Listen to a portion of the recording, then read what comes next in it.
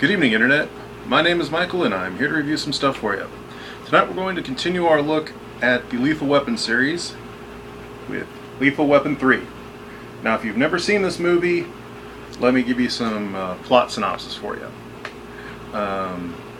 Mel Gibson and Danny Glover team up again. They continue to be partners as they have through the past two movies, and this time they're solving a crime that involves gun running and cop killer bullets.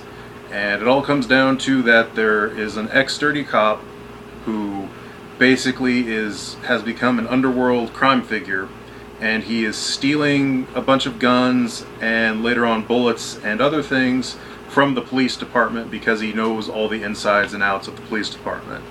And the guns are getting in the hands of kids, and they're shooting up people, and the cop killer bullets go right through the bulletproof vests that the cops have. And in the end, they have a giant shootout at the main bad guy's place of business, which is he's doing a housing development out in the middle of nowhere, so that's where the big finale thing is. Also, another running plot part is that Danny Glover character is going to retire in a week. So there's a lot of jokes about, I've only got 6 days retirement, I only got 7 days retirement type stuff. But in the end, he doesn't retire. And then there's also a new character. Joe Pesci returns as the Leo Getz character. He's still pretty funny. He's not really in the movie anywhere near as much as he was in the second one, but the few parts he's in are pretty funny, and he still plays a fairly significant role. And then there's the new character, which is the female love interest for Mel Gibson's character. She's an internal affairs cop, and basically she's a female Mel Gibson in the movie. She kicks a lot of butt, and basically she ends up hooking up with Mel Gibson, and they got a pretty good relationship going there at the end. All in all, this is actually a pretty good movie. The plot's pretty simplistic, and honestly it's a nice change of pace from the other two. The other two, they were good plots, but the whole them targeting Danny Glover's family was getting a little old, and that never comes up in this one. So that was great. This one's also a lot more, I guess, kind of silly than the first two. It definitely has its serious moments, but it also has a lot of kind of silly stuff. They take the silly stuff and kind of ramp it up a notch. There's a scene where Mel Gibson's trying to calm a angry dog by feeding it dog biscuits, and he's eating the dog biscuits, and he's acting kind of crazy, and that was kind of amusing. There's also a scene where him and the new female cop are comparing scars before they hook up. That was pretty funny. Also, this movie has some pretty good drama in it. The first one had, the drama of Mel Gibson basically wanting to kill himself. The second one had not as much stuff as that, but it did have Mel Gibson getting revenge for, his wife being killed.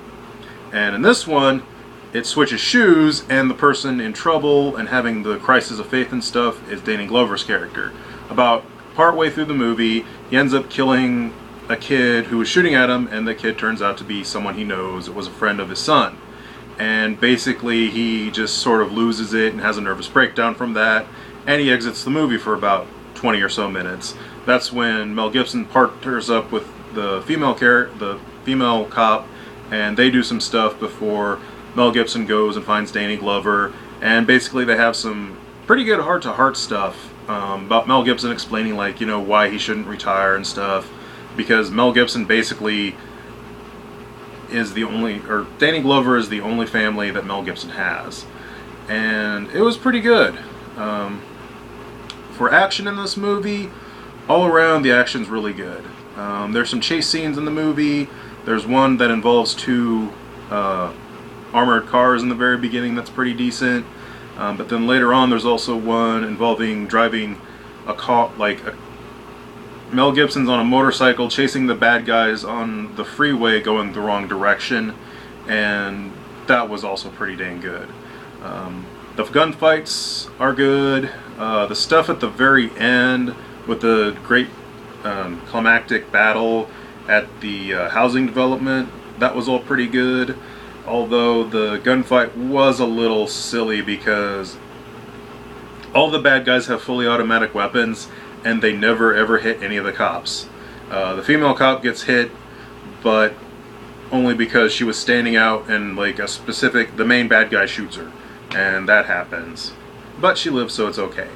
Also, they take a different point from like the first two. Instead of there being like, a main overall arcing villain who's the, brains behind the operation, and then like a main goon that's the physical guy, it's just basically they're rolled up into one. But they still have Danny Glover and Mel Gibson team up in a way to take them out, so it was all good. All in all, I definitely give this movie a 5, and I highly recommend you watch it. Where it ranks so far in the movies, I would say 2 and 1 are better, but this is still pretty decent.